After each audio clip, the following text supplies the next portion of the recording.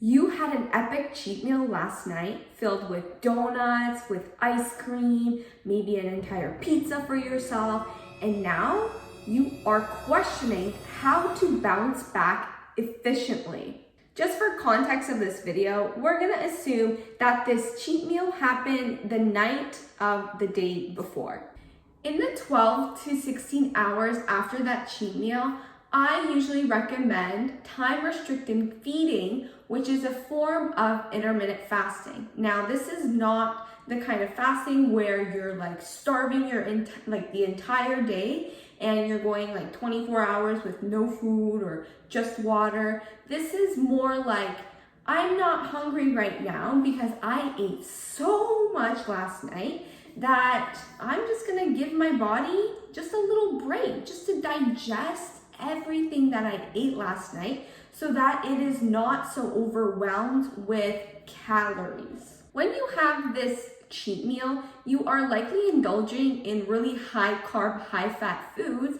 This is because your stress or your general cravings are for the higher calorie dense foods. It will cause your blood glucose levels to be elevated the day after, which will increase your insulin, that fat storage hormone. So our priority in the 12 to 16 hours is to really stabilize that blood glucose level, which will decrease your insulin and get you in the fat burning mode. If you are somebody who has already been practicing intermittent fasting and you are just not generally hungry in the morning, you may find that the day after this cheat meal, you become a little more hungry, which is not typical for you if you usually don't get hungry in the mornings. This is because of those unstable glucose levels, because remember, the higher your blood glucose gets and the faster it spikes, the faster it will come crashing down. It is in these low blood sugar states where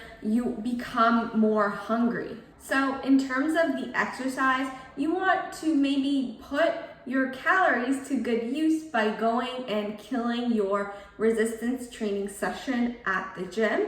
And you may actually find that you are stronger, you are hitting more personal bests, personal records, and after that resistance training session, maybe it wasn't your best. Perhaps just go on a little walk, go outside, get some fresh air, but don't overdo it on the cardio, okay? Do not punish yourself at all for having this cheat meal because you think it has derailed your progress significantly. Now it's time to break your fast with a satiating first meal. Remember, our goal is to stabilize our blood sugar levels, so I really emphasize protein in the first meal.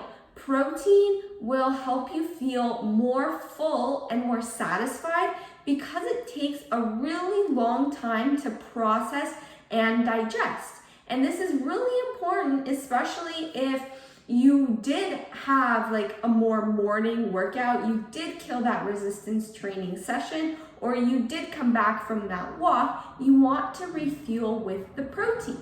Fats are also really important for stabilizing blood sugar levels. So you want to have maybe some nice avocado or some smoked salmon, maybe some nut butters.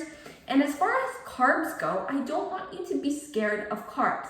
But I do want you to keep in mind that the day before, you likely had some very simple carbohydrates. So you had maybe you had rice, you had wheat, you had the refined white breads, maybe in the form of the pizza. You want to opt for more complex carbohydrates that give you sustained energy throughout. Choosing like a whole grain, maybe have some oatmeal as that carbohydrate source if you really want.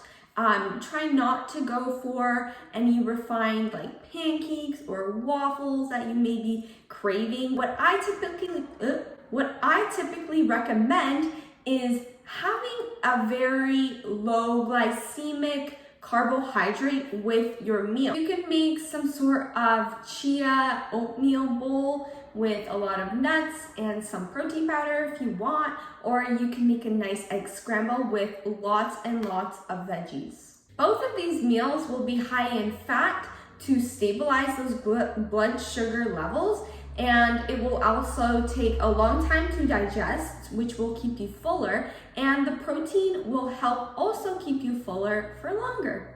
My last tip to bounce back would be to get to sleep early. You want to have as much quality amount of sleep as you can. So what I typically suggest is not using your phone, any sort of electronics, 30 to 45 an hour, maybe minutes before going to sleep. This is because the blue light from your electronics is causing the melatonin to be a little more suppressed, and even though it is still there, it will cause you to not get into a deep sleep, which you need to feel fully rested.